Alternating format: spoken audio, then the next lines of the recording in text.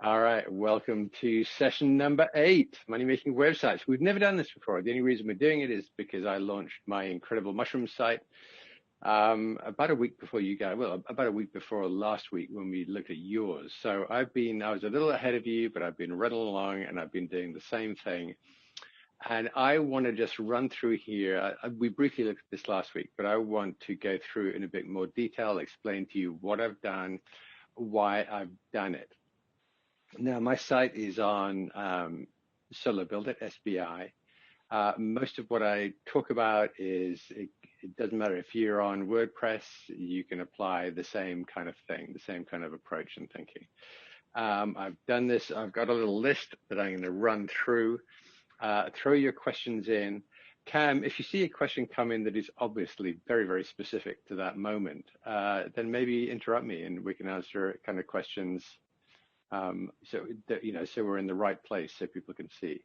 Up to you. Have a look. And I think generally we'll try and keep most of the questions to the end, but if you see one come in that is obviously, would be helpful to address right now while I'm on the screen, then give me a shout and let me know. All right. Well, so before we get to the elements of the site itself, one thing that is, I think is an appropriate question is, Nick, why on earth did you choose mushrooms and fungi? Because that seems like the opposite. This is an entire kingdom. It's like doing a website on animals or plants or fish. It's like a huge, broad topic. It's not niched down at all. So, Nick, why did you teach us to choose a niche, like not gardening, but rooftop vegetable gardening? And then I go along and I do not only mushrooms, but mushrooms and fungi, the entire kingdom of these living organisms. And the reason is because very, very few people really have tackled this topic. So it is a niche at the moment, even though it's broad as a topic. So I did the same research that I suggested you do, and I went out and had a look, and there are research websites on fungi and mushrooms. There are lots of supplement companies that publish information, mushroom supplements. There's mushroom growers that have websites and interesting information. There's some nerdy websites, but there's really not much in the way of like popular informational websites, which is how I would describe this. So yeah, most of if you want information on mushrooms for food or health or whatever, you may well either find yourself on the Huffington Post or New York Times, or on a website like fungi.com or something like that, where it's either research based or it's commercially based. So like I say, to me, I think.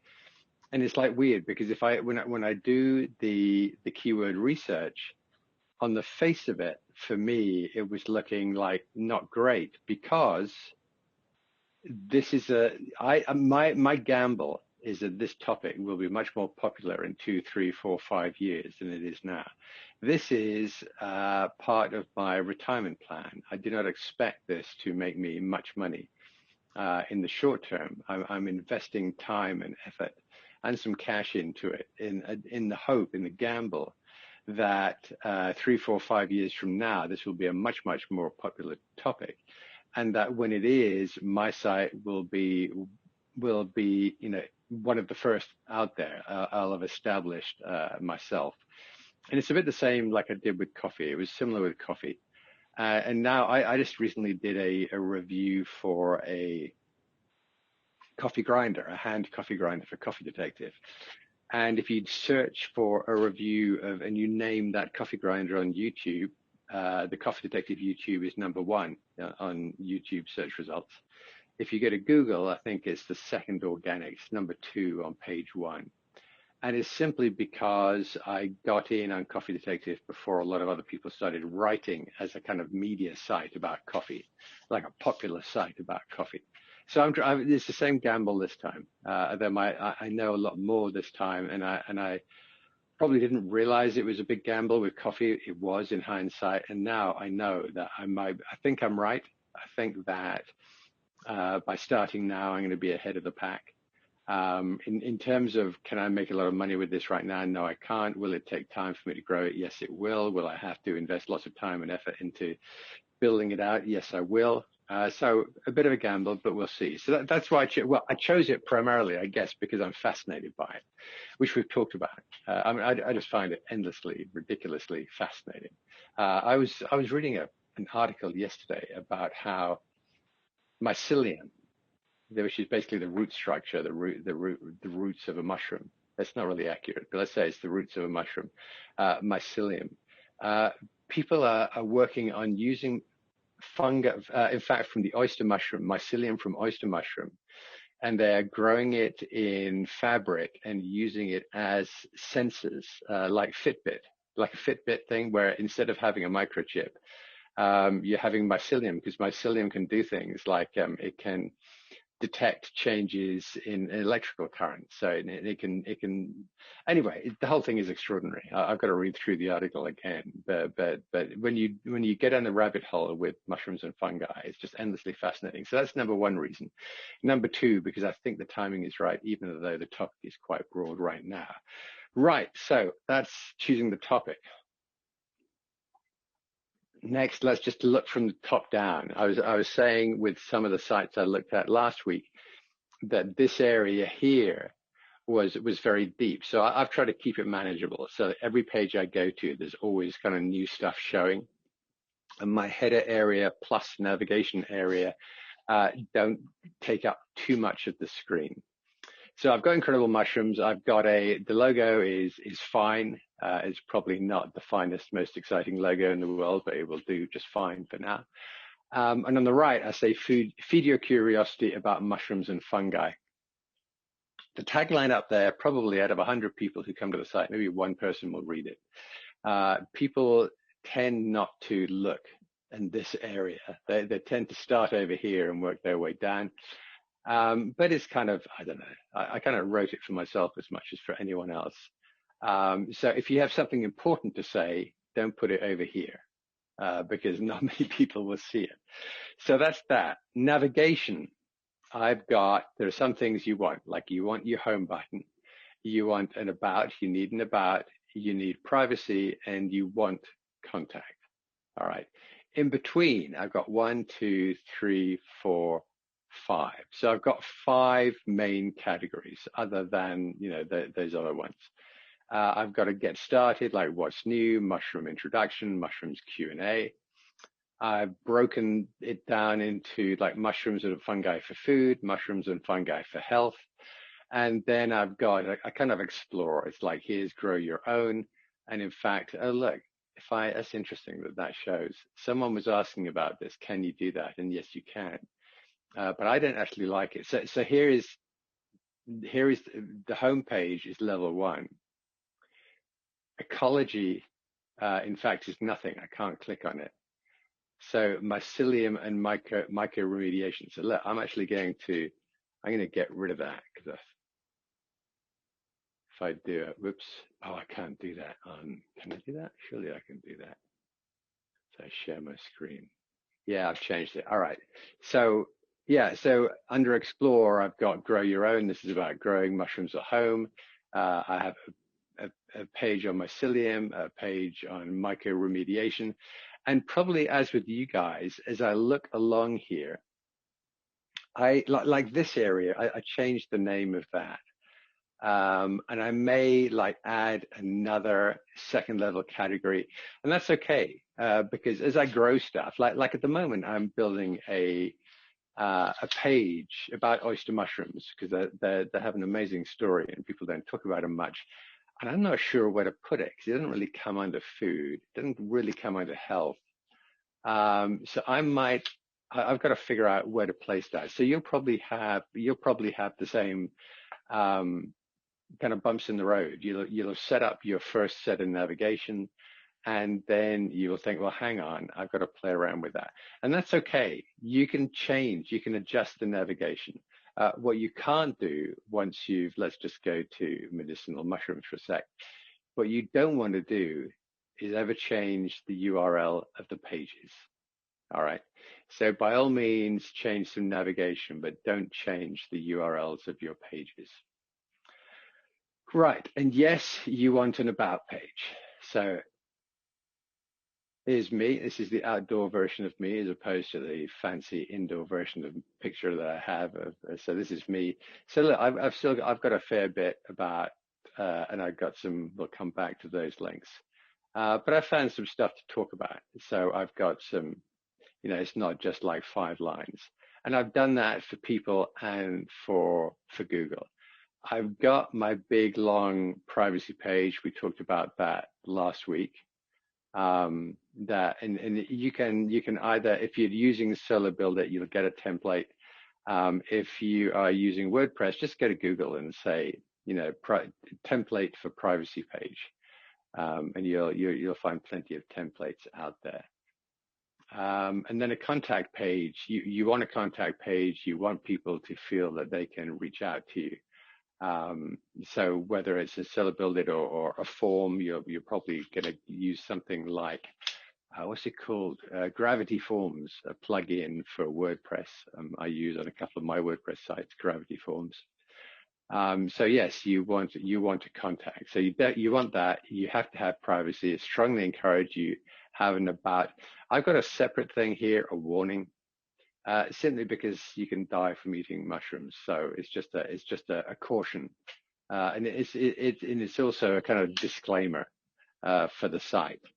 So I've got now some legal stuff should be understood that publisher Incredible Mushrooms and all the writers and editors are not responsible for any consequences of ingesting mushrooms, wild or otherwise. So it's a warning and a caution, but also a disclaimer. Because it's the weird thing about mushrooms is most of them are really good for you and some of them will kill you. There you go, mushrooms. Right, so that's navigation. Something I want to show you, breadcrumbs. So I'm going to go back to, I'm going to go to magic mushrooms. So do you see up here, home, medicinal, magic mushrooms. This is called breadcrumbs. And breadcrumbs used to be a very popular thing, like almost 20 years ago, websites had breadcrumbs, and then they kind of fell out of favor. And now they're coming back into favor. If you're using Solo Build It, it'll jump out in your face. Don't forget the breadcrumbs. And every time you create a new page, it'll say, how does this work for breadcrumbs? And if you are in WordPress, go into the plugins, do a search for new WordPress plugins for breadcrumbs. And there are tons of plugins to do the same in WordPress. So what is it? What it is, it's saying to a user that here's home, and under home, there is a section called medicinal. And within medicinal, there is a subsection, the level 3. So this is level 1, level 2, level 3 is magic mushrooms. So it means that if I'm reading through this and it's kind of interesting and I kind of go through it and I don't want to kind of go anywhere else after, I can see where I am on the site and maybe I'll go back. So that's interesting. Let me go back and check on medicinal in general. And okay, I'm done with that. I can go back home. The other reason why that is useful is even if this wasn't here for people, Google finds it useful too. So hang on, we're going to get a reishi mushroom. So yeah, now I'm home, medicinal reishi. All right. So again, it's just the first level, second level, third level. What Google likes about this, and Google has said we like this, and if you set up with the Google Search Console, it will let you know whether you've set up breadcrumbs or not, which is a clear indication that it's important to them. What it does for Google is it helps them figure out the hierarchy of your site. Now, they can, in fact, kind of figure that out a bit from like level 1, level 2, level 3.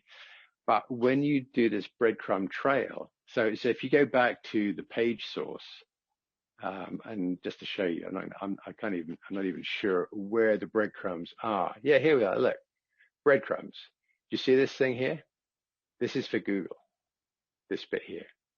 All right. And what it does and it's showing the home page, is showing medicinal mushrooms, and now it's showing the reishi mushrooms down here, position 3, position 2, position 1. And so it's allowing Google, it gives Google another way to figure out the hierarchy and the connections between. So I can say, okay, reishi is a medicinal mushroom. So that is, I would strongly, I haven't done this when I was building websites, like again, almost 20 years ago, I remember doing breadcrumbs. But it's only in the last year that, in fact, when Solo Build It came up and said, hey, we finally introduced breadcrumbs, that I've added it to Coffee Detective, and now I'm building it into Incredible Mushrooms. And it's only recently that I've learned that Google is really keen on it. All right, going back to the homepage, images. So a lot of the images here, I'm getting from, I'm getting most of them from iStockphoto.com.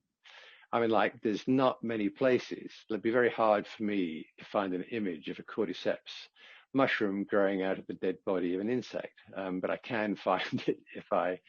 So again, so we've got home mushrooms Q&A, incredible fungi. So a lot of these images are, like I say, from iStock Photo. But see on the right here, a few of my own photos of mushrooms and fungi. So these are some of the photographs that I've taken along the way. And in fact, if you go to my Instagram account, you'll see, what have I got? How many? I got 31 images up here so far. These are all pictures that I've taken of mushrooms and fungi. And some of them are kind of weird, like squishy things. But it's all mushrooms and fungi, all good stuff. And that is important for a couple of reasons. One is that Google likes it when you use some of your own photos. I think I've mentioned during the course or during the program teaching that I had an opportunity to ask someone at Google about this. And yes, Google prefer that the photos be original compared to, these ones over here. And yes, they can tell that these are my photos from the metadata, like within the file, and they prefer it that way. But it also gives a message to my readers that I not only write about this, but that I'm I'm involved in this, that I'm doing this. And that's not the only place. So if I go back up, and I'm getting a little bit out of order, out of sequence here. So how to grow mushrooms at home, a beginner's guide.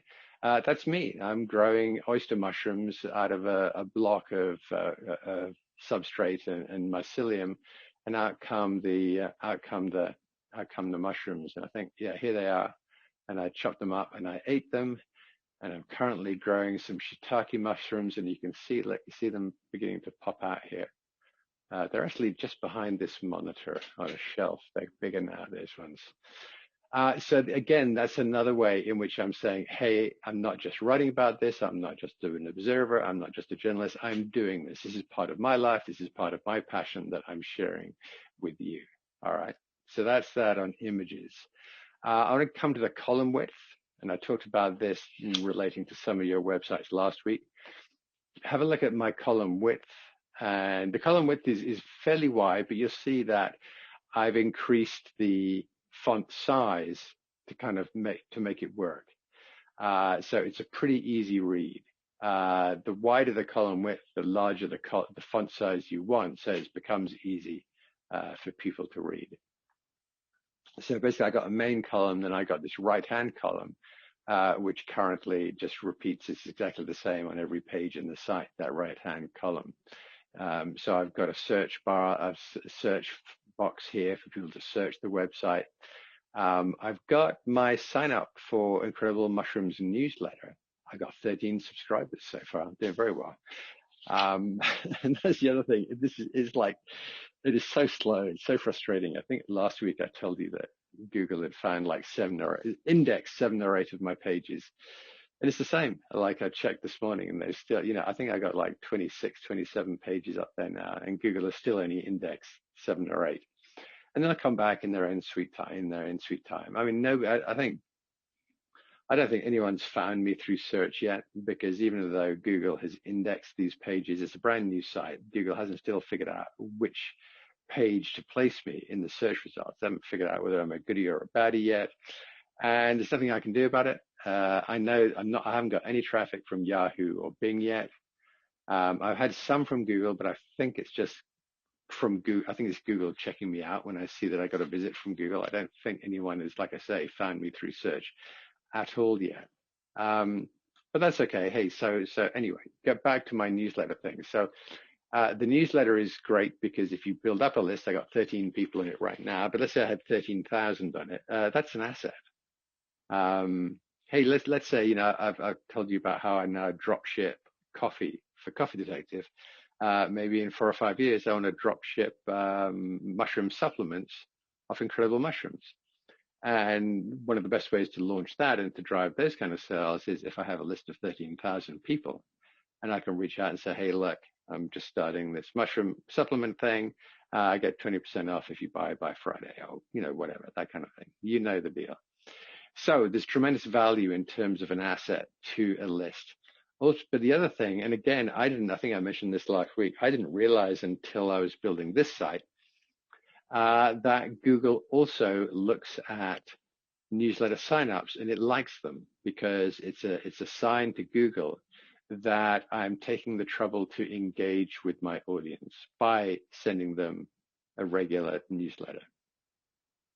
I'd never heard that until recently, and it's one of the benefits, I guess, to me and to you of me doing a new website is I am, I'm confronting, I'm putting myself in front of all these updates and this news in a way that I wouldn't be aware of if I wasn't building a new website myself right now. So that's something interesting. I'd actually stopped. I hadn't bothered with my Coffee Detective newsletter for a while, but I brought that back to life now as well. And again, I'm getting people to sign up for my Coffee Detective newsletter. I did, and then I got lazy and I stopped, and now I've started again. So that's good. I would encourage you to do that. This newsletter is just going to be once a month. I don't want to turn into a big burden for me or a constant interruption for my readers. And I'm going to be curating. What I've been doing is I have a Word document. Actually, no, it's an Excel spreadsheet because I just like the columns and the rows all set up for me. And when I come across something really interesting, like that article about oyster mushroom mycelium being used to create sensors to track fitness things and things like that, I grab it and I put it into the file, and I'm curating stuff. So my newsletter will be, hey, here are 5 incredible things I've learned about mushrooms this month. And I'll just provide links to those outside articles with a little bit of commentary.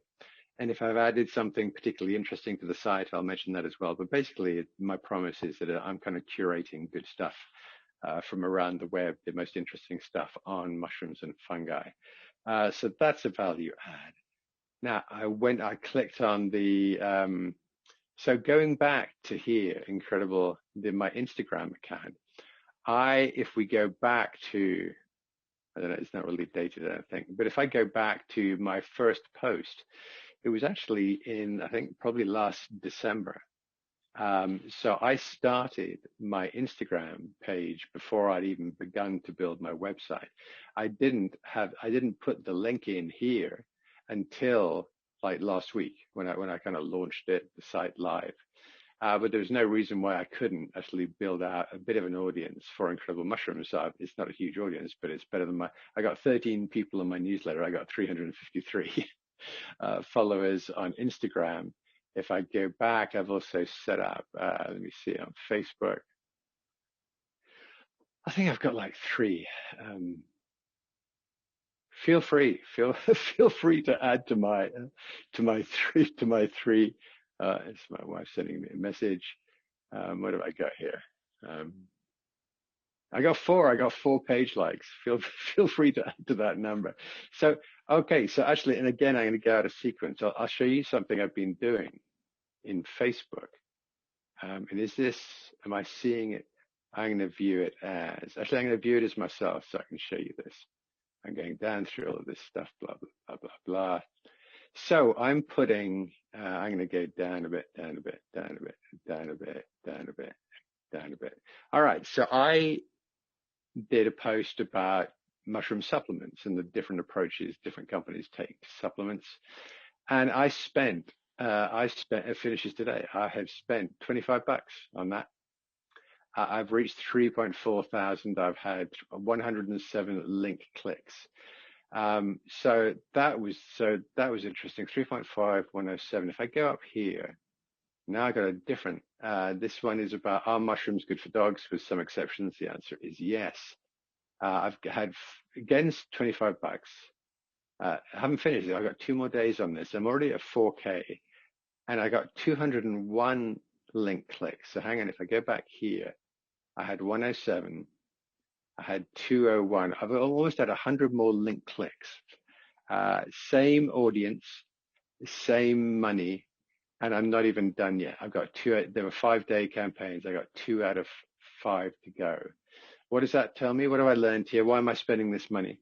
One, I want to get some visitors to the site. I want people to get around there and start talking about it. I want, I want to build a Facebook group. But principally, I'm learning what is it that people are most interested in. And it seems here we've got a clear winner. Mushrooms and dogs is more interesting to this group than supplements, which is kind of interesting. So I put in medicinal mushrooms. Again, I got 2 days, 140. So this is kind of in between. It's better than the 101. It's not as good as the 207. I got 2 days to go. So let me see. This is medicinal mushrooms is doing better than the supplements, not as good as the doggy. Is it the dog photo? I don't know. Then I try. Okay, so this is the tech wearable. So this isn't from my side. I'm just sharing this because I just found it fascinating. Processes in tech wearables like Fitbits could be replaced using mushroom mycelium. Who wouldn't be interested in that? This is interesting. So then I thought, well, hang on. I wonder if, so I'm just, what I'm trying to learn here is what kind of content is going to be the most shareable through social media. So I'm going to create some content that is optimized for the search engines and some content that is shareable through social media. And so now I went to Facebook and I said, okay, I'm going to do an ad for magic mushrooms, psilocybin, microdosing benefits, mood and focus. Rejected. Again, I tried to spend $25 and they said no. And they probably rejected it because psilocybin is an illegal substance in other than Oregon, all US states and most of Canada, though I believe Florida, California, Washington are close to passing new laws on that. So I guess it was rejected because it's not legal in much of North America. So that was an interesting lesson learned, is that I can't, when I'm talking about magic mushrooms, I can't pay. Now I'm paying $25 a pop. You can do, I could probably have got this in terms of trying to figure out which is the most shareable content. I could probably have done it with $10. But like I say, at the same time, oh, wait a sec. So this one is still in review. So it's taken a long time in reviews. That means that I've said I want to do the same with this. So this is all about, you can put oyster mushrooms on there and clean that stuff up, turn it back into good soil to grow veggies in. Amazing mushrooms, incredible mushrooms. So yeah, I don't know why it's so long in review. Weird, that one. All right, so that's that. I'm also doing Pinterest. I haven't really done much on that. Twitter is kind of interesting. Twitter doesn't much like me on this. Look, 9 followers. I'm trying. Again, you see some of the same stuff I'm putting up there. I'm sharing other people's stuff. Put the doggy back in. I put that back in. Other people's stuff. That's mine. Other people's stuff. So I'm trying to kind of mix it up. Some of my stuff, some other stuff that I'm sharing that I found interesting. Right, moving on. Column with newsletter. So, all right, social media. These icons in WordPress, pretty easy. You just again, it's going to be a plugin, a social media plugin. So there are 2 things that you do with social media on a site like this. One is, you'll see at the bottom of every page, share this page. So this means that you can go here and you say, hey, I love this page, and you'll share it on your Facebook, your Twitter, your Pinterest, your WhatsApp, your Reddit, your Tumblr. Here is the links to Maya, and I've just been clicking on them. This is the Incredible Mushrooms links. I'm not sure in Solo Build It if there's an automatic way to do that. In fact, what I did with that, I actually grabbed images. I grabbed the images from Facebook and LinkedIn, etc., and I just built that and actually just hand coded it. with links. I put links to each image to my social, appropriate, the corresponding social media URL. So actually, we kind of built that by hand. There must be a way, and certainly it's going to be easier than that, I think, in WordPress, and there must be a way to do that in whatever theme you use. You're almost certainly going to have a very easy way to create this. I'm not sure it's in there in Solo Build It, but probably. Right. Back to the homepage purpose. And again, this speaks to some of the comments that I raised last time around. What is a homepage for? So there's a few things. I got the social media thing. We got the navigation, but that's on every page. I got this right-hand column on every page. I got an introduction, and I'm going to go blah, blah, blah, blah, blah, blah, blah, but then a link. All right. So I'm maxing out 6 lines. And then I've got to dig deeper into the world, and I've got these different sections.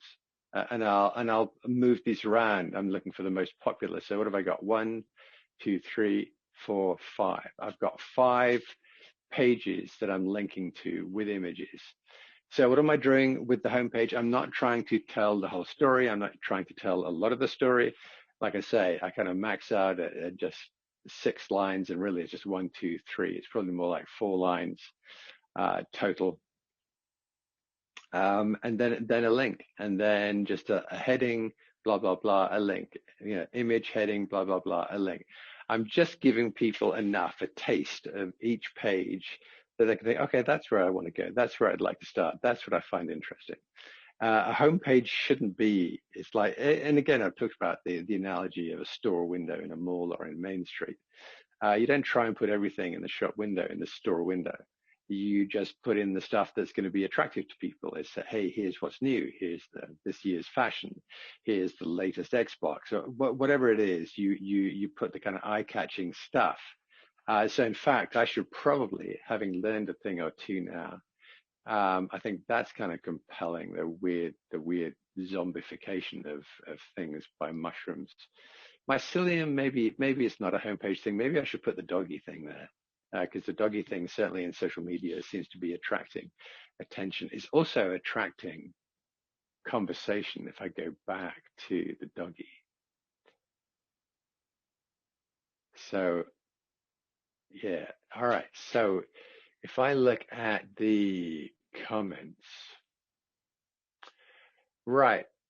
Trisha said, no, my friend's dog suffered and died from eating mushrooms. Frig the heck off people who are going to believe you and dogs will die and suffer. In other words, hard to tell exactly, but I think somebody's saying that I'm going to end up with blood on my hands because I'm talking about dogs and mushrooms.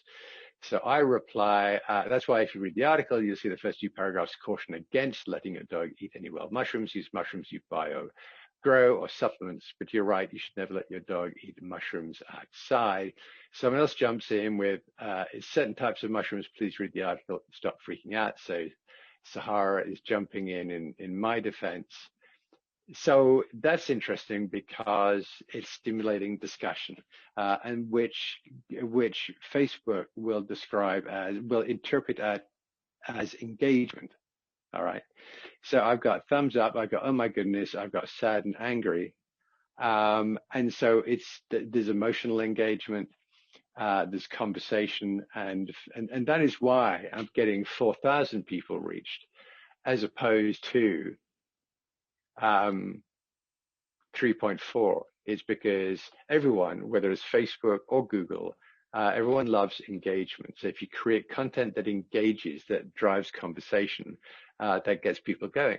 And so that's why you see a lot of content that is controversial, that's pushing people's buttons, because the publishers, the writers are looking for ways to stimulate conversation. Even if it's not very helpful for stimulation.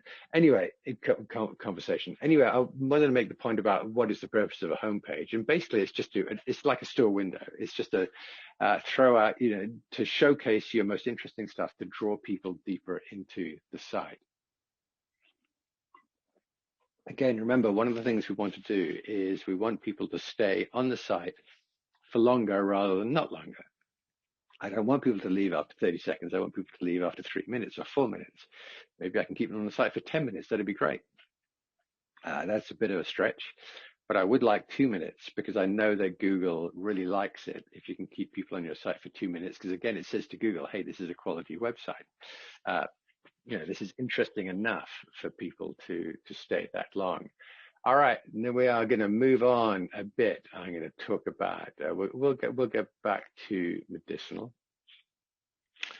I want to say one or two things about the content on interior pages. So in terms of the pages that I write, the content I write, I'm going to create some pages that are required. Like if you're writing about mushrooms, a site about mushrooms, you got to have something about food because people eat mushrooms. It's how most people know mushrooms is as a food. So there are some pages that are almost pretty much required. So for food and for health, lots of people know about the health benefits of mushrooms. So there's definitely, that has to be there. All right, this page needs to be there.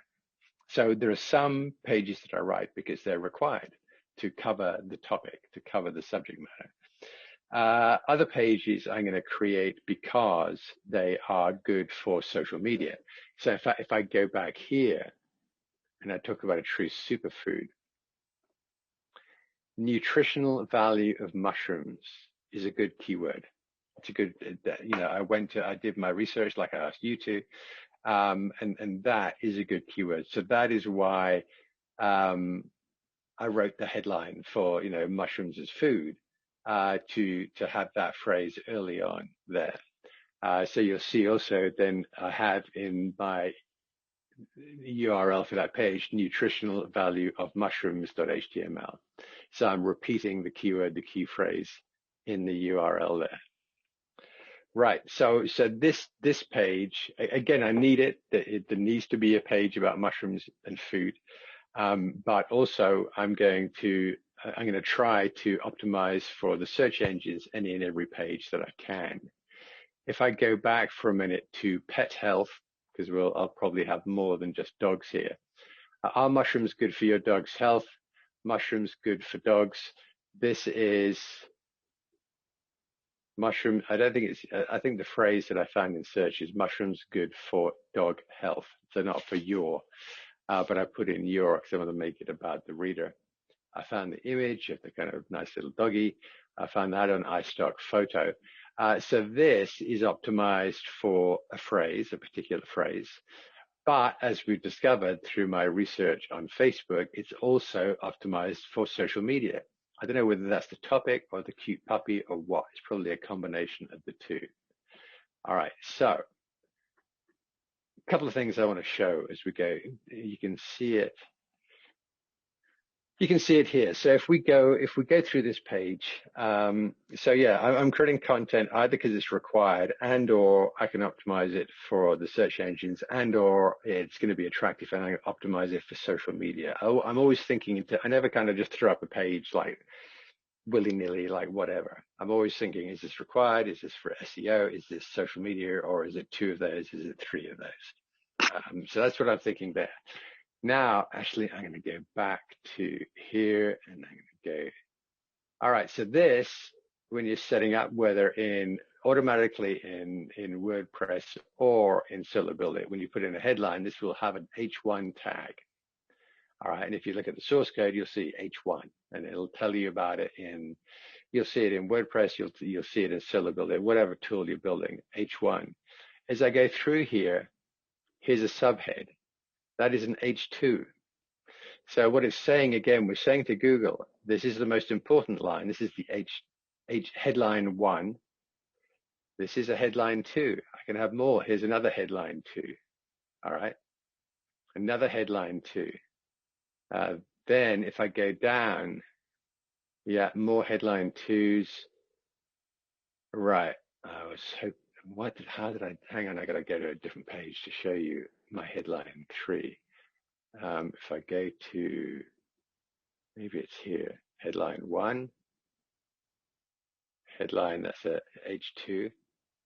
And H2 doesn't necessarily mean it's smaller. You can change the font size.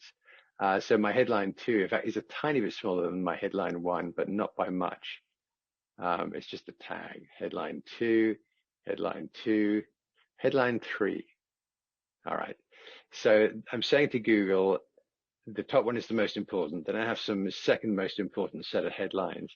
And here is my third most important set of headlines. Now, I've made these bold because without being bold, they were kind of small and I didn't want them to look exactly like an H2. But these are H3 headlines. So I'm saying to Google, hey, these are the third most important elements of text. And then, of course, after that, I just have the regular paragraph text. So I'm breaking it up for my reader. I'm describing, I'm breaking it into sections with these headings to make it easier for the reader to go through. This is just bold. No, it's not a headline text. It's just bold text. So I'm doing this for the reader to make it easy because there's quite a lot of information here, right? I got an introduction. It's quite a long page. Most of these pages are over 1,000 words in length, which again, I'm doing deliberately. I want to please Google and I want to let my readers know that this is not frivolous stuff, that there's some good stuff here. Right. So this is for the reader and it's for Google because I'm saying to Google, here's an H2. This is the second most important set of text on the page. Here's H3. This is the third most important kind of text on the page. All right. Good for readers. Good for Google. So if we go to related topics, I want to, right. So let's go back to medicinal mushrooms. Something else I want to show you. As you go through, so I'm talking about medicinal, and then I talk in medicinal mushrooms about magic mushrooms.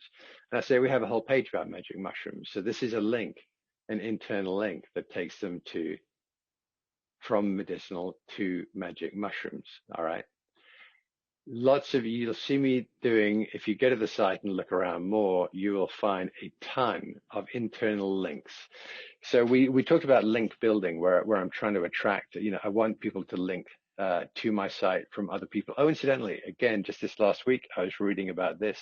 Maybe you came across it from a spokesperson in Google about that whole thing of inbound links. And he was saying you can have 1,000 inbound links that are from non-authoritative or non-relevant sources.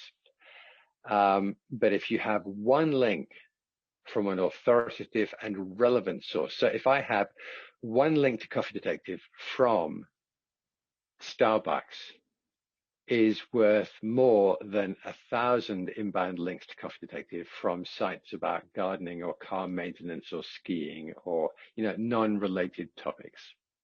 Being a relevant topic and being a relevant topic and also an authoritative website. One is better than 1,000. So that's interesting. Anyway, what I'm doing is I'm constantly cross-referencing people within the site. Like someone's reading this and they say, oh, well, actually, what I'm really interested in is magic mushrooms. I'll jump straight over it. The other thing I'm doing, let's say we'll get to reishi mushrooms. Big, long page here, all about these reishi mushrooms. And you'll see I have a lot of links here. Where are these links going? Now, these are not internal links. These are external links. And you'll see that this link doesn't take people. It's going to open a new tab up here. And it's going to the national something, something, something. And it's a reference. So whenever I make a claim here, I'm including a reference to where that information came from. National Library of Medicine.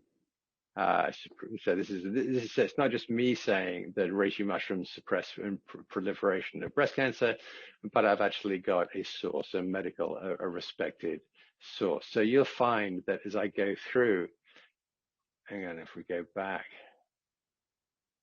I'm just going to go back there. I could have gone back there from the top, but oh, hang on, that's the reishi. I want to go back to, no, hang on, confusing myself here. If I go to chaga mushrooms, you'll see the same thing. Not really a mushroom, it's more of a fungal growth. And I go down, and again, the same thing. Opens a new tab, National Library of Medicine, biological activity of chaga, a medicinal mushroom. And again, it's a proper, so what am I doing here? A couple of things. One, again, I'm saying to my readers, this is information you can trust. We're not making this up as we go along. everything we claim, everything we say, we are supporting with third-party reliable sources. See, all this is everything, every claim, everything is supported by something. Here's chunks of chaga. So that's something else I wanted to say. So the other reason I'm doing that, one is so that readers feel reassured that they can trust the information on the site. The other thing is that this is health related, so it brings us back to the Google Medic update, where Google is not happy, actually basically not happy with people like me talking about health issues, because I'm not a doctor. I don't have letters after my name. I'm not a researcher. I'm not at the Mayo Clinic. So this is part me saying, hey, Google, you can actually trust me, because I'm not going to make a single claim unless I can support it from some reliable source. So I'm hoping that Google will give me a pass on talking about health-related topics when it comes to mushrooms, because I'm being a good boy and I'm not saying anything unless I can find a third-party reference, a reliable, trustworthy third-party reference to support my claim. To that point, though, I got quite a lot on health right now. I'll be building out other stuff like the superfood thing. There's going to be more about cooking. There's going to be a whole thing on recipes. People will be able to submit recipes. I want to build out more of the non-medical side to the topic. So then Google again can look at it and say, you know what, this isn't just about health. Nick seems like a reasonable guy. We'll give him a pass. We won't beat him up with our medic update. So that is that inbound. So things that to do, like I say, I've been active. One of the first things I did was, like I said, with Instagram. I wanted to get ahead of, even before I started building the website, I was building out Instagram, so at least I had a bit of an audience to connect with. I'm deliberately using Facebook as a test bed, as a research tool. And in fact, if I go back to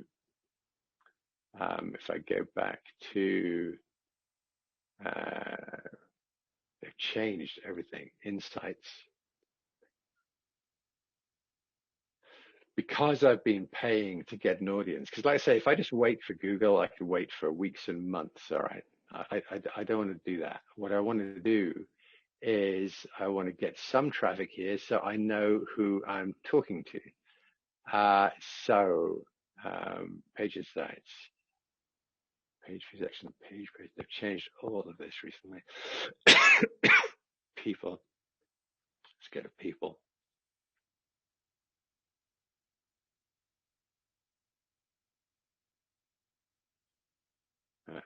Demographic currently unavailable. All right, so later on, demographic data will be available, and I will be able to see what age, what gender, where people are from. I'll start picking up. I can already get some of that from Google Analytics.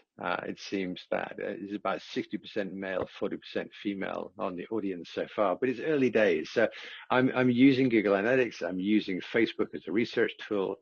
I'm trying to get out there and get ahead of the curve a bit to find out because I don't want to keep creating more and more content of a kind that people won't be interested in. So like I said, I'm keep pumping out the content because I need to attract audience, but at the same time, I'm listening, and it's what we have to do. It's a smart way to go, is you're always listening. Like, for instance, I did not know that the dog's health page would be more interesting and engaging to people than the supplements page.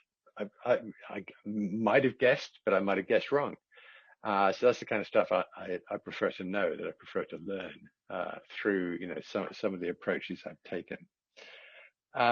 So that I think is something else. Let me just explain why I'm doing stuff. So if I go into supplements, it's kind of fun. This is like a very early stages, this whole industry. Do you see how I look? See my old text popping up? All right, mushroom supplements from mycelium or the mushroom itself. So again, you'll see with all of my fly agaric mushrooms, turkey tail mushrooms. Here's a classic example. So I'm talking about mushroom supplements, and these are all internal links. That's to my page, my interior page So here's my page on cordyceps mushrooms. So I'm internal linking. Again, it's showing connections to Google, but it's also helping people. Lion's mane is fun because it says, look at that, it's a mushroom. Who knew, right? I'm growing some behind the screen. You can't see it. I just got it in the mail today. I have a block, a mycelium block. So it's a block just like this. This is a blue oyster, and it's the same company, but I've just started it today. I'm starting one on lion's mane, which is fun. And now I completely lost where I was. So if I use the back button. Right, internal, all the way through supplements. So there's a big kind of story here of that.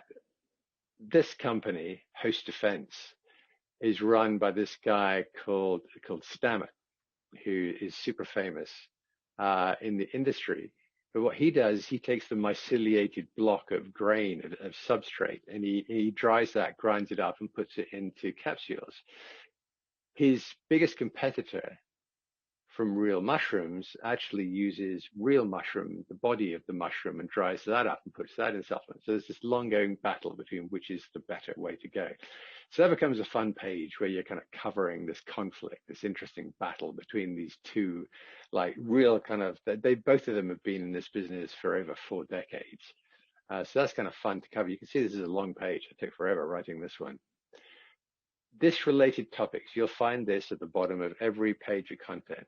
What I'm doing is, so this is about mushroom supplements. So I'm thinking, okay, what pages have I got that are related to this? Well, medicinal mushrooms, food, mycelium, because we're talking about should mushrooms come from the fruiting body of the mushroom, or should it come from mycelium? So I think, well, that's relevant. So I'm going to put that. And wherever you go, if I go now to nutritional value, and again, this is a long page. And so I'm talking about individual and cross linking as well, different medicinal mushrooms. Morel mushrooms are very weird looking. Right. So again, related topics. Every page I have related topics. So I never want my page to end here. I never want to leave people with nowhere else to go. I will always have related topics. Now, there's a way, and there's probably a plugin for WordPress, but within Solar Build It, there's actually a way to do this automatically, to set up a related topics. But I actually prefer to do it manually. So I do this manually. I manually choose which topics I want to add at the bottom of each page of content. But it's always the same. If I go to the magic mushrooms one, and we'll go to the bottom and what's related to that, magic mushrooms and depression. There's the microdosing that Facebook refused, and his medicinal mushrooms. And again, I've got food in there as well. So always I have these related topics links at the bottom. So that is it. I'm done on the walkthrough. So Cam, if we have some, oh my goodness, look, we do have some questions. I can see them. All right, get cracking. Yeah. A few people asked about fonts. So what fonts you're using, what your favorite fonts are, things, and maybe the size of the font. Fonts are kind of difficult. Is that when you're setting up with your website? So if you are in, and again, it's not the same as. So I'm actually going to go into Solar Build It. So if you use Solar Build It, you'll be familiar with this. And I can go into my site designer, where here I'm basically setting up. This is just a random. All right. So I can see here, here's my H1 up here. I can set up. Do you see how it clicked? Now on my content of my column. Yep. All right. So I can go through here, and here's an H2. All right, there it is. There's my font size. I can make it bigger or smaller. I can actually change the kind of font that it is. So you're going to, whatever changes I make here, apply across the site automatically from the moment I save the style. So yeah, I can make this bigger or smaller. I can change the kinds of fonts. If I go up here, I just want to be careful not to change anything. Where do I change the font? Maybe it's here. Or is it here? All right, so I've gone, look, I'm in sans serif railway. So you can kind of pick, and it shows you, like, again, you'll find similar kind of stuff. You'll find plugins, or maybe within the theme that you have for WordPress, it'll give you some of this functionality. But yeah, I can choose. So like I can, the sans serif then. right, definitely. I would always go. See all this. Yeah, I would definitely go for sans serif. If I get a serif, then that's the ones with all the little. You see all how fancy they are. They're just not as simple. These are always the simple. If I get a sans serif, these are the simple, easy to read, much easier to read. Don't use Comic Sans. All right, cool. So, question about some website related products, like wine fridges, glasses, cheese boards. How do you monetize that?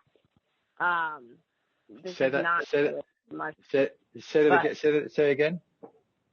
Brian's asking, it's not related to mushrooms, but he's asking how to monetize website, like products related to his website. I think he's doing wine. So fridges, glasses, cheese boards.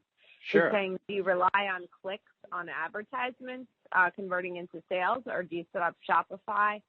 Or what do you do? You can mix it up. So like on Coffee Detective, I have advertising. I have affiliate links with Amazon, though Amazon kind of pays less and less in terms of percentage. I just did a review for a coffee grinder on, all right, let's go and have a quick look at Coffee Detective. And we'll go to brewers and grinders. We're at coffee grinders. See my little breadcrumbs there. So here, do you see I got advertising in place? Like there's an ad about to come in on top of the video there. So that's advertising. As you go down, again, advertising. Here's some Amazon. I have an Amazon widget that recognizes the page is about coffee grinders. So it shows best-selling for coffee grinders on Amazon. All right. But again, the percentage I'm getting now is pretty small. So one of the most recent reviews we did was this thing, which is a hand coffee grinder, this little thing here. So like if you're going out camping or something. So we just put this up like a week or so ago. And the nice thing here is that, so you see all these ads jumping up all over the place, very irritating, but they make me money. Here I don't have, so I've got related, so again, this is an ad. This is, actually it's an ad being served. That's ads by Amazon. So that's my Amazon widget. But before that comes along, I give them this link because this is an affiliate link. So this is me going to the actual company that makes it, but they have their own affiliate program. This is a $145 grinder, and I get 10%, so like $14 per sale. So a few people have read the review, they've come here, they've purchased it, so I get $14, which is really nice. So yeah, it's going to be a mixture, and like I say, then with Coffee Detective. Sorry, where are we? With Coffee Detective, then I also sell coffee beans. So it's just, you just keep experimenting, you keep mixing stuff up. So I've got a mixture of ads, affiliate links, and the coffee beans. The coffee beans is by far the smallest one so far, which I kind of get. It's not like Coffee Detective is a well-known coffee bean brand, but it's been been fun building it. And I think it'll grow over time. Very cool. Yeah, it's kind of mix it up, see what works best for you, and adjust accordingly. Nice. So Mike is asking about your navigation bar. How are you getting buttons for your tier 3 pages when SBI states tier 3s do not appear in your navigation system? I think those are... You actually, there is a way to do it, but you know, I showed you, like when I first opened this up, it actually showed a tier 3 dropping over here. which I didn't really like it. There is a way you can do that. Fine. Hang on, where are we? Site navigation. I gotta be careful not to mess anything up here. This is what my navigation looks like. I got home, then I got get started, and I have those three different elements, right? I got the three get started. I got those three things there. So you see them there. All right. I can't create a third level in there. What I can do though. So are you watching? Somebody watching this? Yeah. Oh, I got to be careful. I got to be careful to repair this after. If I create a new one, like a new top level for food, all right, I got a top level for food. If I create a new one, it's not for food, but let's say I just lift that up and I drop it in there. Now I've got second level, and that will show as a third level. So what you do is you create a new one and you nest it within an old one. I'm putting it back where it belongs. All right. So if you want a third level, you can't create a third level in here. Create a new second and third level in a separate box and then drag it up. Most of site building is all to do with like dragging and dropping, which is really cool. All right. Okay. So that's how you do that if you really want to. But I don't think I do want to, but we'll see. Maybe I will. All right, cool. Thank you. Brian, again, in relation to monetizing the website, looking at sales, what's the best way to deal? Click on ads to get converted sales. Okay, we talked about that. Yeah. So in regards to budgeting, how much are you willing to spend to set up a new topic like your mushroom site? Knowing it will take time to build, what kind of budget do you work with? Do you do a 1 year or 5 year budget? It's going to depend on your circumstances. When I did Coffee Detective, I was at a low point in my I had a business failure. I'd gone through a divorce. Basically, I had nothing, and I other than my time, I put almost no money into Coffee Detective at all, which is why it took years and years for it to generate revenue. With Incredible Mushrooms, I am in a better position financially. I better understand what I'm doing. I can better understand the longer term benefits. I'm building this as part of my retirement plan. So I'm investing up front. So I have actually a budget for Incredible Mushrooms for this first year. I have a budget. I'll put in up to $10,000 to build this thing. Okay. Most of that will go into having people help me create content. And in fact, already if you go through the 28 pages, I think something like 20 have been written by me, 8 have been written. I've outsourced to someone else who's helping me, and I pay for that content, and I pay kind of the industry rate for good content. Now, you don't have to allocate a budget at all. Like I said, with Coffee Detective, I didn't. Other than the hosting through Solo Building, I don't think I paid a penny for anything with Coffee Detective. It was just my time. So you can go anywhere you like between nothing and 10 grand. I know that Coffee Detective now is generated something like over $400,000 in revenue over the last 14 years. So if I'm building something that can generate 400,000, then putting 10 grand in up front seems like a very, very smart business decision to me. But again, it's a gamble. I'm gambling that this will do as well as Coffee Detective. If I'm wrong, maybe I won't get my money back. I think at the very least, I'll get my money back. But I might not it might not turn into a big kind of retirement plan, income generator. I might be wrong. So hey, there's no certainty here. So you can it's whatever you want to do. You can put in $1. You can put in $10,000. So on that topic, why do you think that mushrooms are going to be popular in 3 years? Are you watching a trending indicator somewhere? Yeah, I'm watching all kinds of activity and new interests. It's a bit of a subculture right now. Cooking with mushrooms, medicinal mushrooms, microdosing, magic mushrooms, growing mushrooms at home. Say, for instance, growing mushrooms at home, that market has grown in the last year by like over 100%. So it's still kind of subculture. It's not on the front page of CNN. It's not on the front page of popular media. So that for me is I'm always looking at things before they hit the mainstream, because that's where the opportunity lies. Now, it doesn't matter whether it's an investment or you're buying Bitcoin or you're starting a website. What you want is something where you see a lot of interest, you see a groundswell of interest, you see it bubbling up, but it hasn't yet hit mainstream media. It's still not on the major news channels at supper time. In a sense, once it hits there, it's not too late, but you're no longer ahead of the game. So I'm seeing that's what I was looking at. That this is a subculture that's been around for decades, and that it is growing. It is growing and growing and growing, and I think it'll burst into mainstream media within the next couple of years. It's like if you look at superfoods, all right.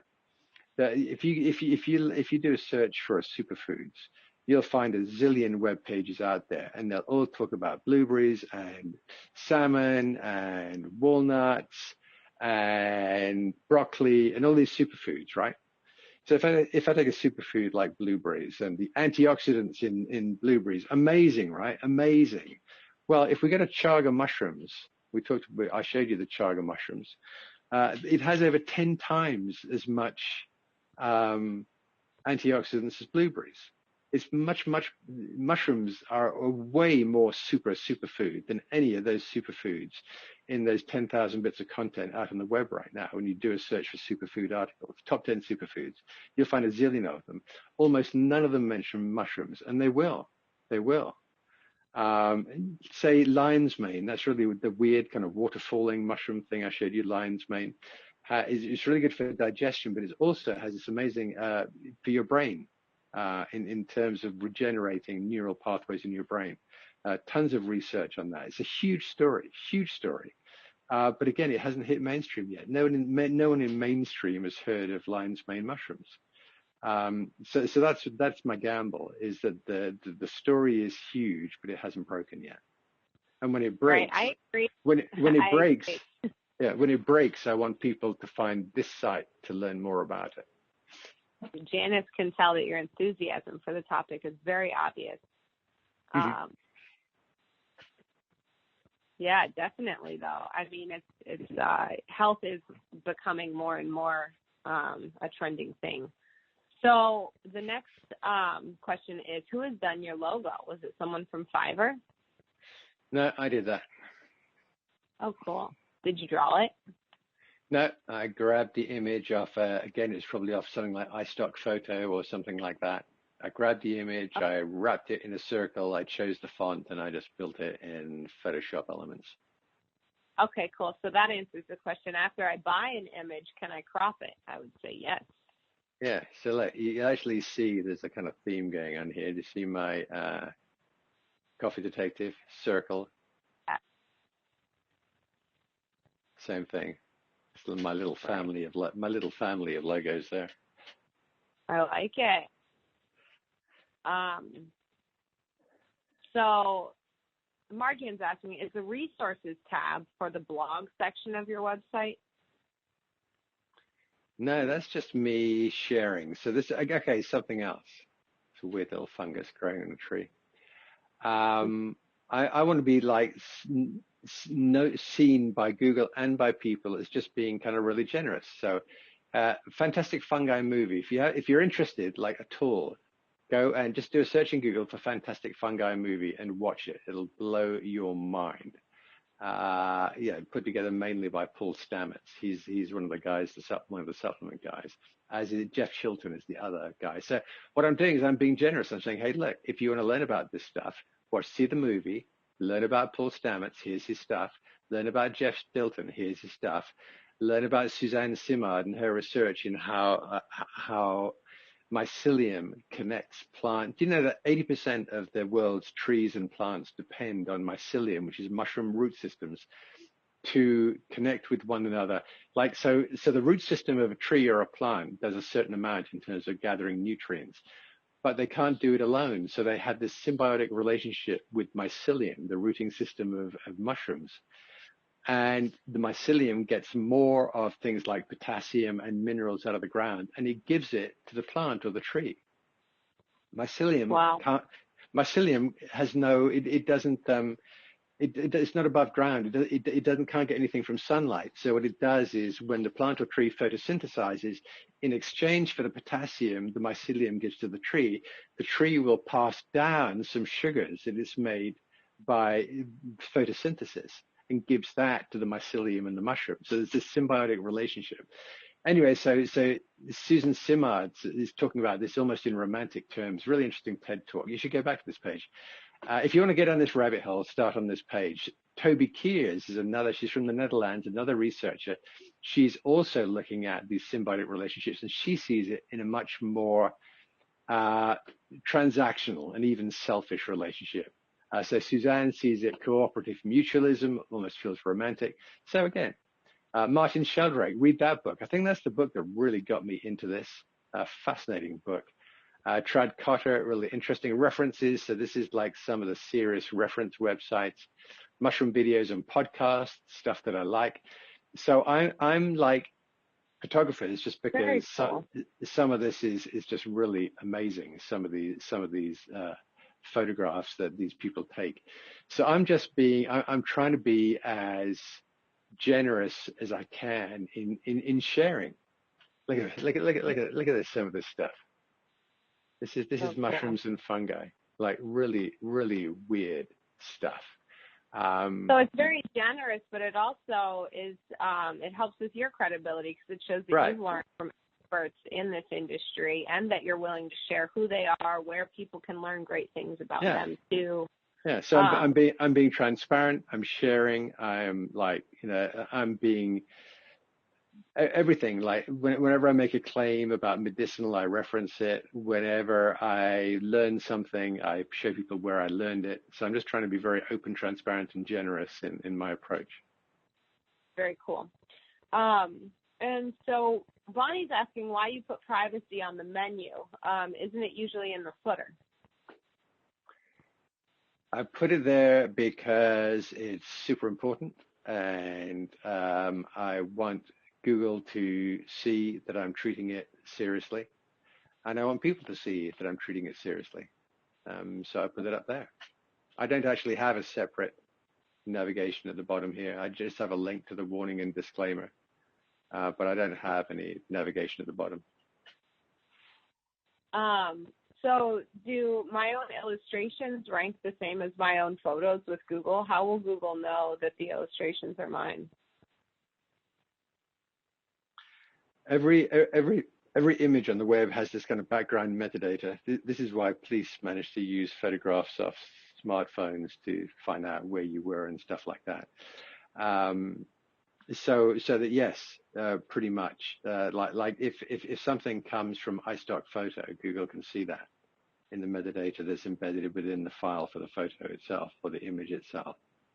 So if it's my image, they'll see that it's actually, and again, I don't know how it's tagged as mine, but they'll see that it's not a stock photo, that it is an original photo. And they're probably, they know where I live, and if it's like, they know, Google knows wherever I go with my camera, Google, and my phone, Google knows where I am. So they probably know exactly when I took a particular photograph anyway.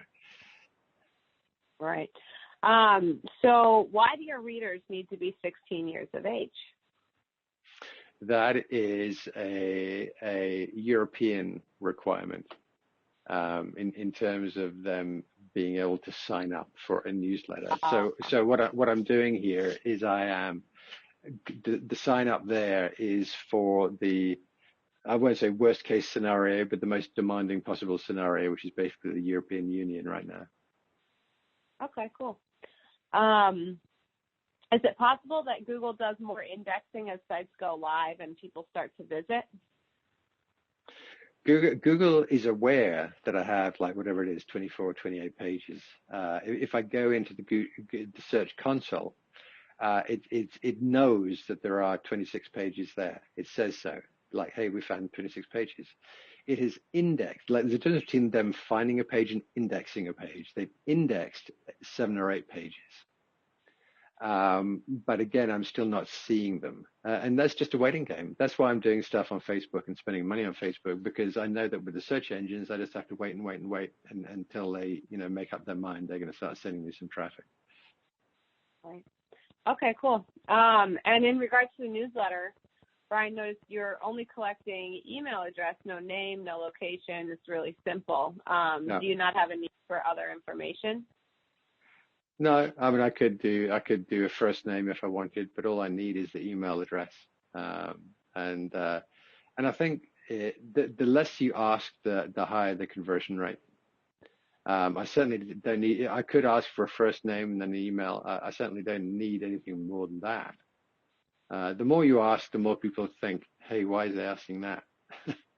all I Right. need to send them a newsletter is their email address. Cool. Ruth's asking if you watch Star Trek Discovery. The Starship Discovery has a mycelium drive. It takes Discovery instantly to another place in the galaxy. Indeed, and in fact, for your further amusement, if we go to what is the name of the officer on the starship who is responsible for that? His name, Lord. you know what his name is? Is it? Paul Stamets. As a reference to this guy, as a tip of the cap to this guy and the role he's played, they called that guy in Star Trek Paul. He's like Commander Paul Stamets or whatever, or Lieutenant Paul Stamets or whatever. So yeah, it is. It's kind of a cross-pollinating between science fiction and mushrooms and mycelium. Mycelium is amazing. There's another video I watched recently. They put mycelium like in a maze. They put food in the center of the maze, and then the mycelium has to find the fastest, most direct way from the corner of the maze to the mycelium in the center. And they do this in like slow motion photography. And who knows how it finds there, but it always finds the fastest route from wherever it is to the food source in the center of the maze. Mycelium is like this. There's so much to explore. It's fascinating. Very cool. So in regards to Facebook and social media, the ads that you were showing us, they were being shown to the same audience, but did you select targets like dog owners for one and then not dog owners for the other one? No, not at all. They're all, because I want to do like a bit of a test. It's all to the same audience. I created a mushroom audience. So I went through it, and it's people who are interested in mushrooms, interested in edible mushrooms, interested in medicinal mushrooms. So Facebook advertising lets you create a custom audience for your posts or your ads. So those aren't so much ads, they're just posts that I put up, and you can boost a post so that it becomes a bit like an ad. But yeah, all of those have exactly the same audience. Otherwise, it wouldn't really be an interesting test. It's the same money. It's the same money, the same audience. So do you share all your posts on social media or just some of them? Not all of them. I probably could. Sometimes I probably will as time goes by. At the moment, I'm kind of dipping my toe in there. I'm going to keep some of the content back until I have a bit more of an audience. But yeah, as time goes by, when I publish something new, so you can see, in fact, whenever I publish something new, and this is an SBI thing, it appears here. This is basically a what's new. This is basically a what's new page. So this is stuff that I've recently published or updated or edited, and I think I have the last 10 that I've updated or edited appear here. And yeah, I'll probably in time I'll probably end up featuring all of them as on Facebook and on Twitter. And when I have an image of my own, like I don't use stock images, I don't put stock images on Instagram, I just have my own images. So when I take new photographs, then I'll be, I add them to Instagram, and I'll add some fresh ones here on the right. So how do you deal with trolls that comment on Facebook, Twitter, etc.? That's, people who ask the controversial stuff, like the people that we saw before saying you're going to kill dogs. You can, so if I go back to just the Facebook page here, and I go down to, just thinking, blah, blah, blah, blah, blah, blah. If I go back down to the doggy, And let's say the lady who suggested that I was going to end up killing doggies was more persistent and came back and told me I was evil, evil, evil. I just go here and I can delete or hide the comment. Okay. I try not to because I'm trying to generate conversation and engagement. But like I say, if that had turned into a wholly negative comment stream, I'd have put a stop to it. But she wasn't being that bad. She was just being worried. And then someone else came, I replied, someone else jumped in. So it's good. It's cool. I'm good with that. But you can, as you go down, you can edit and delete stuff if you want to. You're the boss of your Facebook page. Well, actually, Mark Zuckerberg is, but after him, you are. So do you track what pages are optimized for SEO, social media, et cetera, or is it more of just an internal conversation? For sure, I pay attention to it, and every page that. One of the interesting things with Seller Build It is if I go here and I want to build a new page, and even though you're not forced to do it this way in WordPress, I can't create the page until I've given it a file name, that's the URL, the title, up to 70 characters, keyword or phrase I have to put in. I cannot move forward if I haven't done it. Description, up to 160 characters. Page category, I don't do. You can if you want. Breadcrumbs, I do always, and you can't move on unless you set the breadcrumbs. You can change the name of that breadcrumb thing. If I go to advanced stuff, there's all kinds of stuff you could do. The point being is that with Seller Build It, you are forced to do the SEO optimization before. Once I'm done, then I can add page information and I can move on and build the page itself. So SEO is integral to like every single page that I create here. It's the first thing that we do. Is set up the keyword and make sure that keyword or phrase is incorporated within the file name, the title, the description. And then it's also, I'm going to repeat that keyword or phrase within that H1 headline and maybe one or two of the H2 headlines as well. And yes, I'll track it. And I can track that through Google Analytics. I can track it through, in fact, the analytics within Seller Build It as well. I can see in fact, within the Seller Build It, if I go down again and again, very little here because it's such early days. But I can go into February and look at February day by day, and I can see, I got 34 total pages. Wow, look at me. Mind you, some of those are things like the European GDPR pages and the sitemap you can see here. Sitemap is interesting. It's in 23rd position. And eventually it'll probably be up in one or two position. It's just that the search engine stuff hasn't kicked in yet. So that gives me, so I can in fact go to referrers now, and Facebook, I'm getting lots of internal referrals, all these incredible mushroom links, those internal links. Lots from Facebook. Google says 47, but I think that's just Google, because if I go to further down, total keywords, nothing. Nobody's found the site yet by typing a keyword into, but if I go back, and I go back again, and I go back again, Search Engine HQ, and again, there's going to be basically nothing here, but it will show me here. I got the page name, when it was created or modified, the keyword or phrase, and it will show me my ranking for that page in Google, Yahoo, and Bing. Like I said, nothing here yet because I'm not getting any search traffic yet. But really interesting and I can analyze that data.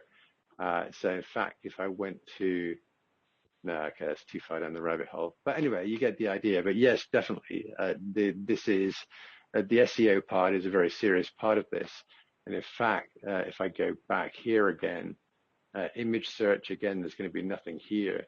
but I can also, people find a page through searching for images. All right. So no, I've got nothing there. If I was on the coffee, fine, twist my arm, switch accounts, coffee detective, go back down, image search.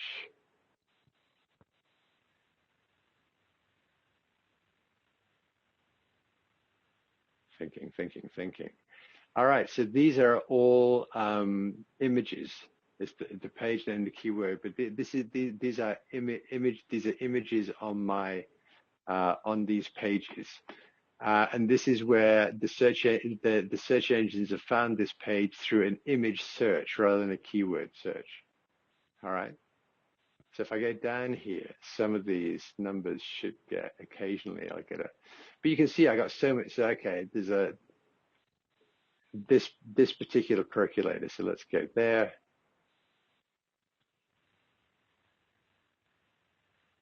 Oh, look at this image search report. So people have used these keywords to find that image, which have brought them to that page. That's fun. So yeah, you can really go down. So you can see with Solo Build It here, there are all kinds of different ways to look at this. So if I go to Search Engine HQ in Coffee Detective, where I'm going to have obviously a lot more data. All right, so I was looking at, so they come in bold on page 1. So if I look at after dinner coffee, I'm on page 1 of Google and Bing, but not Yahoo. Look, for bacteria in coffee maker. Oh my goodness, maybe I could do a cross-reference from there, maybe to fungus and stuff. So this is showing me all of my different keywords and phrases across all these different pages, and it's showing me where I'm sitting, the page for page 20. That's not great. Come on, chaps, how about some good ones? Oh, the bright coffee brew thing. Number 2, it's not so bad. So yeah. So all of this, this is all kind of data you can crawl through and learn about what keywords, phrases, what kind of images, what kind of topics, and you slowly refine in terms of your, all right, fine, if you insist. Hang on. See, people are asking me these questions without even. If I go to traffic stats, and I think I've talked about this, let's go to February. So my daily average page views in February is 9,800. I'm down a bit on January, which is interesting. So, but look, so my total pages for February, I'm still at over 215,000, which is good, We like this. We like these big numbers. If I go through my top, so I got 28 pages in on mushrooms and fungi. I've got 1,292 pages on coffee. But again, in terms of search engine stuff, like all of this stuff, can I use coffee? Why has my, how many, on espresso, which, is it safe? How many, how long, what is, why doesn't, how come there's no? These are all questions, all right, all questions. The how-to aspect. So I got to really build that out again with the mushrooms, is people love going to websites that answer the questions they have in their mind. How do I do this? What would I do if this? How many times can I do this? How do I measure my coffee? How many times can I use a K-cup? How do I descale my coffee brew? People like, when people search, they often frame stuff. Can I use espresso coffee in an automatic coffee maker? Yeah, you can if you don't mind it spilling all over the counter. Is it safe to keep coffee in the fridge? If you understand that a lot of the time when people are using search to get to a website, it's because they have an unanswered question and they're looking for the answer. And so all of those pages there are optimized to address specific questions that people ask. So that you might want to scribble down in your notebook, and I'll be doing the same. So far, with the mushrooms, most of these pages are stuff that I think just needs to be here because it's a fascinating topic. It's about food, it's about health, it's about weird exploration of stuff like growing your own or mycelium or remediation. This is just interesting stuff. If I'm in terms of building traffic over the years, after I've done this stage, I have to be much more user-centric and ask myself, what are the questions that people are going to be asking about mushrooms? As it breaks into mainstream media, what questions will people want answered? And that's what I want. That'll become the next 500 pages of Incredible Mushrooms. Awesome. So with all those statistics we were just looking at, does SBI for WordPress also show those? I don't know. I know that SBI for WordPress gives you access to their Brainstorm It tool, which is their keyword research tool. I don't know. I've not used it. But if you go to their information page, you can perhaps find an answer to that, or you can ask them. Got some questions about how the search functions on your website work. In regards to the SBI Coffee Detective, in image search, is the page name the same as the title of the image or the alt tag? Well, you've got the alt tag, you've got the file name for the image. So if I go here and I right click and it says open image in new tab, here's the new tab, and the image is incrediblemushrooms.com images/Chanterelle2.jpg. So that is every image on your site, you can do that. You can right click, open image in new tab, and it'll give you the URL. So that's part of it, images/superfood86. 86 means it's 800 pixels wide, 600 pixels deep. Doesn't need to be in that spot, but I've used the image elsewhere where it needs to be bigger. Does that answer the question? Maybe. I think so.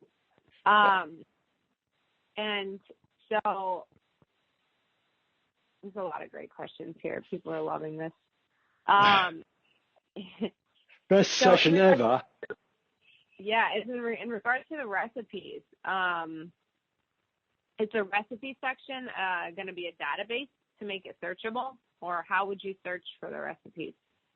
It'll be like a recipes page, introduction, then I'll have under there a list, and then maybe as the list gets longer, there'll be a directory. Perhaps we'll see how it goes.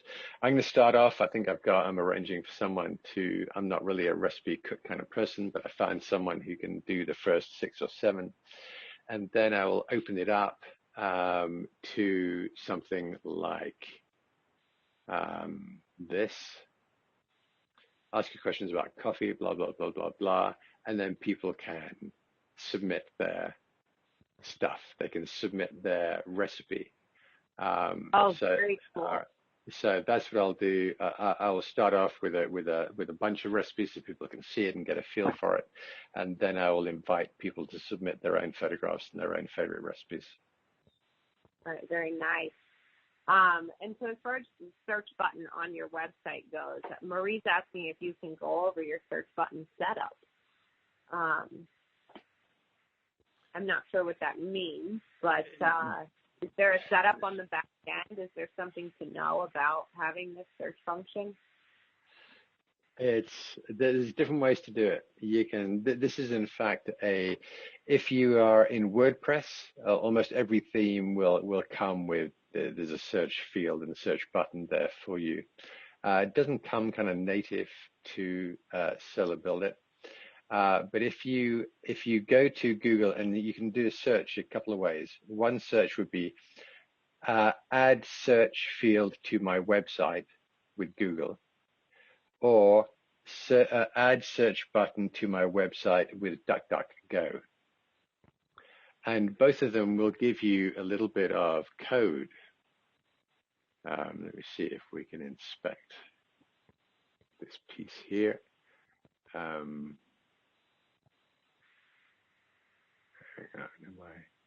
No, I'm not in the right place. But basically, yeah, just go to Google and search for, adding the search box to my website. And you'll see there are various ways of doing it, and you grab the code and then you add it. In fact, twist my arm, fine again. where did I leave? What happened? Okay, here. If I go to any page, no, wrong. Oh, well, we did this. I did the same thing here. 12-volt coffee makers. So here I'm on Coffee Detective, not the mushroom thing. But on the right-hand side here, look, here we go. The search box. Yeah, so this is DuckDuckGo search.htm. So I'm using, so I don't know whether you, So search on there, then it searches DuckDuckGo, not necessarily searching your website. It's like searching the internet. It's using, so like, let's go there, and I'm going to do coffee grinder, and it's going to DuckDuckGo, and it's got a couple of ads at the top there, and then after that, all it is it's searching just Coffee Detective.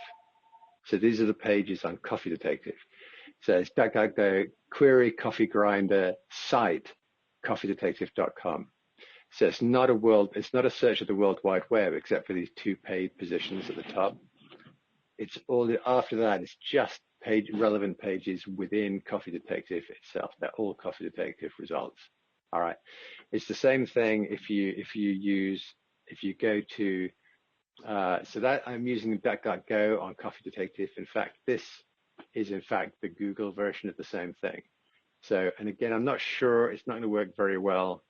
I'm going to just put in button for button mushrooms. Like I say, Google has, all right, so Google has given me two results here. So again, it's Google is saying site. So button is the search term, site : and here are two results it's found where I mentioned button mushrooms. All right. Okay, that's neat. So what are the benefits, or are there benefits of having a site directory page? I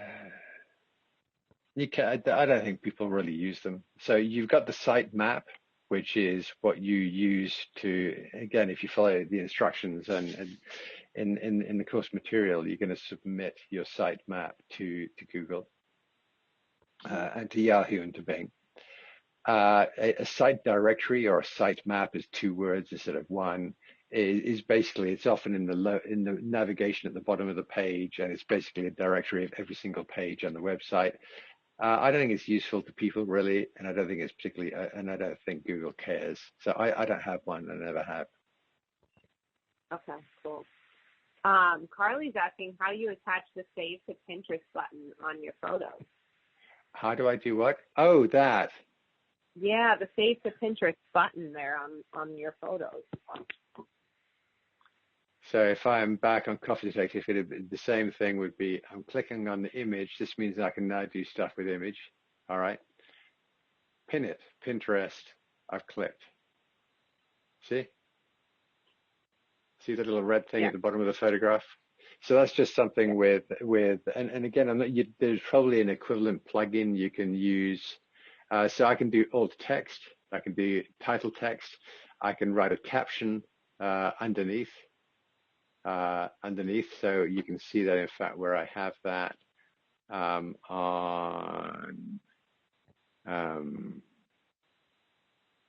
not sure which page, but sometimes you will see that I have, I think on here I've got an image on mycelium where here you see there's a description, Microsoft View thread like hyphae that make up mycelium. So you can add a description to an image as well. So I've got an image, and this is like I'm attributing this to Toby Kellner. This is Creative Commons license. But I should be able to get one of those of my own. I can do that with coffee grants. Right. So yeah, that was that. I hadn't planned on going into site builder, but that's it. So if you're using Solo Build It, then you just click on the pin it button, and it just makes it a quick one click through to Pinterest, adding it to Pinterest. Is there a plugin that you use to import and shrink your photos for your posts?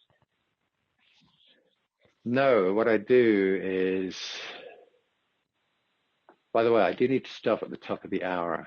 I didn't think we'd have quite so many questions. So I'm going to go back to the end of them. We're getting down to it here. All right. So I'm going to switch accounts. I'm going to go back to,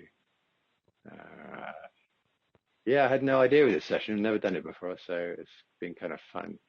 Hang on. So I'm going to go to, let's go to the home page. We're going to edit the home page.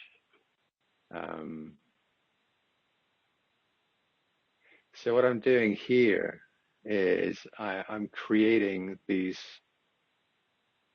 What I've done is I've created it's called a responsive grid. That means I've created, you see this grid, I've got image there. I've got my H3, it's warning me that I'm messing with stuff. I got my H3 headline there. I got my text, I got my link. So this is a responsive grid, which means that it adapts for mobile. So if you have your phone handy and you look at the home page, you will see, in fact, that this image is not a tiny little image off to the left. It actually takes the full width of your phone. And it appears, in fact, obviously in that one column. It's not two columns like that. So it's a responsive grid. And this image here, the actual image, like I said, this is 800 by 600 pixels, which is big enough to cover that whole width and more. But it's constrained by the size of this block here. All right, so I always use a larger image size, and it's constrained within the blocks that I build. Incidentally, if I wanted to, there are some of these. You know how I talked about how I had these related topics at the end of every page. When I build something like this, so if you're in Solo Build It, you don't know this, pay attention here. And at the top, it has, actually, I haven't done it on that one. All right, see this little repeat thing? If I want to add something else to the page, I can go to reusable blocks, drop it in, and I've built all these different things to be reusable. So I can put in magic mushrooms, add block to the page, and boom, I've built that block. I've built that responsive grid as a reusable block that I can now add wherever I want at the bottom of something. I don't have to build it again. I build it once, I save it as a reusable block, and then I can throw it in wherever I want. I'm going to take that back out again. So I don't want it there, but I just wanted to show you. So all of these are, in fact, they're responsive grids so that they work well on a desktop or a tablet or a phone. And they're also saved as reusable blocks, so I can just drop them in. And it's this functionality, this reusable thing, is amazing, because I can put in an Amazon widget. I can put in some social media stuff. This break one, that just means like a double carriage return. I can drop in a break between blocks. I can block in all kinds of content in there. So that's cool. But that's a Solo Builder thing. It's a kind of block builder thing, I guess. You can do the same with block building tools like Elementor within WordPress. Although personally, I hate Elementor, but there you go. If you're using GeneratePress, if you're using my son's GeneratePress, he also has Generate Blocks, which will give you a similar kind of functionality. Very cool. And in regards to keywords, do you use one keyword per page to optimize your content? And if you use more, how many keywords do you use per page? Always one. Like, it's not a word, it's a phrase. So that nutritional value of mushrooms, that's 4 words. That's my key phrase. Always one phrase per page. 20 years ago, you could have 10 phrases per page. Today, I just do it. Just one phrase per page. Don't try and optimize more than one phrase. And so how do you get your advertisers? You may have noticed that on Incredible Mushrooms, there is no monetization at all. And there isn't, because there's no point, because I haven't got traffic yet. Probably the first thing that I'll do is go to Google AdSense. And there it's pretty automated now. I'll sign up for Google AdSense for Incredible Mushrooms. I'll put a little bit of code into the header area of Incredible Mushrooms, and then Google will populate automatically each page with some advertising.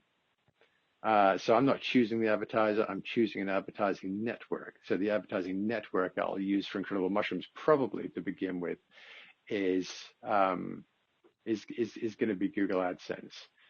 If I am here, as you can see, I have this ton of like intrusive ads going to start dropping in all over the place in a moment. Here we go. There's ads loading here. There's ads going to load on top of the video. There's ads going to drop in at the bottom here. This is Mediavine, which makes me about 3 or 4 times as much as Google AdSense did. But in order to qualify for Mediavine, you need to have at least 50,000 visits per month. So Coffee Detective does, Incredible Mushrooms definitely doesn't. So that's why if I was going to put advertising up on Incredible Mushrooms, I'd probably start with Google AdSense. There are other networks out there as well, but they're like Mediavine in that they require a kind of minimum reach before they're interested. But anyone and everyone can start off with Google AdSense.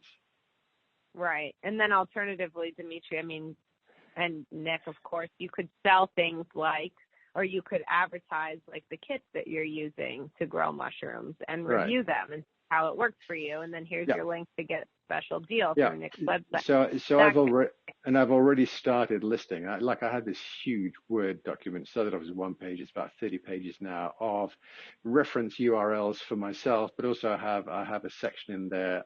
When I come across people selling stuff related to mushrooms and fungi, and they have an affiliate program, I just record that. So I'm not ready for affiliate programs because I don't have the traffic. But when I do, I've already begun to build a list of companies in the mushroom business that have affiliate programs. Right. Perfect. Estrella has bought ads to promote certain posts on Facebook before. Is that different from boosting a post, or is that the same thing? It's kind of a different process. You can build an ad from the ground up, which is so my posts, when I'm boosting a post, basically I'm boosting a page that says learn more, and if I learn more, all right, it's going through to that page. So I'm basically putting up a post promoting the page that I've built, and then I'm boosting that by spending money with Facebook. If I were creating an ad, I would go into their kind of ad building interface, the ad building dashboard within Facebook, the ad manager area, and I would build an ad as if I were building an advertisement, and it might not even use the same image or the same text or whatever. So this is like what I'm doing is I'm not building ads, I'm boosting updates. Right. Cool. So Anthony's saying Google has live site reviews.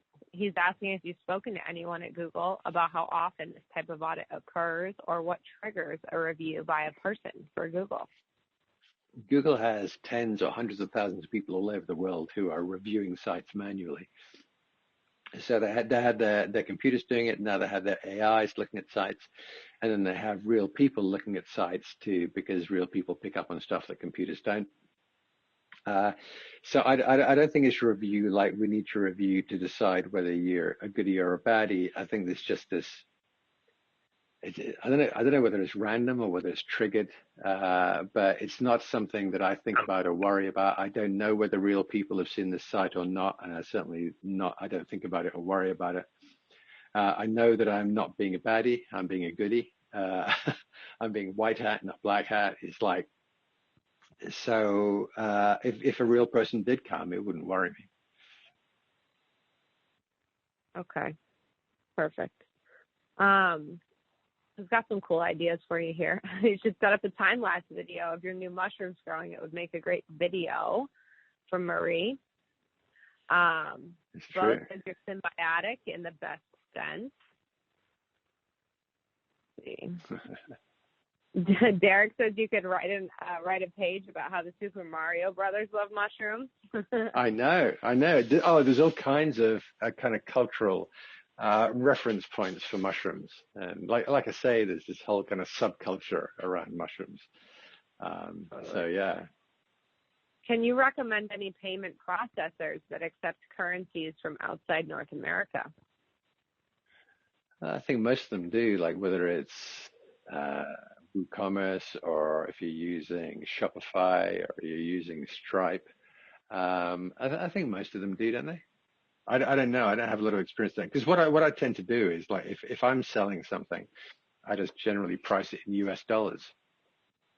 So if someone from England is buying something, hey, if someone from England buys one of my copywriting courses, they're going to pay for it in US dollars. In fact, if you're a Canadian and you're buying one of my copywriting courses, you'll pay for it in US dollars. So that's the simplest way of doing stuff. You don't price it in the local currency; you price it all in US dollars, and people generally around the world are used to that. Yeah. Okay. Cool. David says, will you have coffee with mushrooms to tie your sites together? Indeed, there is in fact, I was looking at here. This is like retargeting. Some of the ads here I saw were for. Maybe it wasn't on this page. There's a company out of Silicon Valley called Four Sigmatic, and they make a variety of things. But I think their launch product was it's a coffee with mushroom supplements within the coffee, and including lion's mane, which is the kind of brain one, the neural pathway mushroom. So yeah, that's definitely a thing. And yes, I'm definitely looking to do some cross-pollinating on that topic. Very cool. Yeah, he says he's had mushroom hot chocolate and a mushroom cocktail. Yeah, mushroom hot chocolate, and there's a number of companies that do that one. Another number of companies. I'm going to do a page on incredible mushrooms of where I started ordering them. Actually, I already have the one from Four Sigmatic. And I'm ordering from 3 other companies on the kind of mushroom coffee, and then I'm going to do a side-by-side review of them. Very cool. Christine is asking if you click on the Facebook names of friends who share posts to expand your following. I think them sharing the post expands your following. And then people who follow that, they can sign up for your newsletter or whatever. But I don't think that you clicking on them is going to do anything, right? No, it's not. I can't grab them by clicking on them. Hang on a minute. I gotta go back. I gotta go back to my Facebook. What was it? It was 4, wasn't it? I had 4. Let me see if any of you guys have been. Any of you guys have I got 5 now? Come on, must be somebody out there. Look, it's still 4. It's still 4. Come on, guys, give me a break. Okay, let's get. Looking monster. I would have done it. I want to get up to 10 by supper time. Kim wants to say thank you for a great learning opportunity. She's learned a lot, and after she develops a website, she'd like to send it to you. Yeah, Kim, definitely do. The Money Making Websites program allows you to send it in every time he does it live. So, and also, you can put it on the Facebook group page as well. Yeah. Hey, so this has been fun. I'm glad we did this. Yeah, this has been great. And this is unique, guys, because by the time we do the next session in 6 months or a year, whenever it is, it won't be the same. It won't be fresh. I won't have just done it. I won't be waiting for my first Google visitor. I won't be Maybe still monetizing then, and we can do it again. Yeah. Hey, maybe next time we do it, maybe we can see how many visitors I've managed to grab between now and then. Whether I've managed to make $1 off my website. I'm sure I will. I hope so. Very cool. Right. I think Bonnie's saying thanks for the extra session. Really helpful. You're welcome. To get the sneak peek into SBI also and the whole process of your new site. She's asking if there's any chance that we could have a full session dedicated for SBI. I think SBI has a learning center, don't they? They've got they have you could spend like months going through the learning on SBI. They have a whole separate training of their own. Yes, The trouble is with their training is it is so in depth. You can kind of, it's almost like if you take my training first, so you can kind of wrap your head around everything.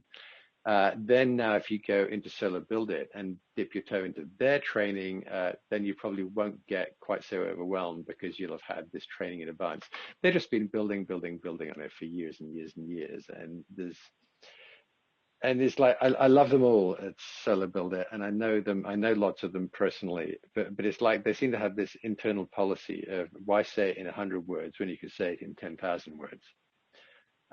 So the information load tends to be a little overwhelming sometimes.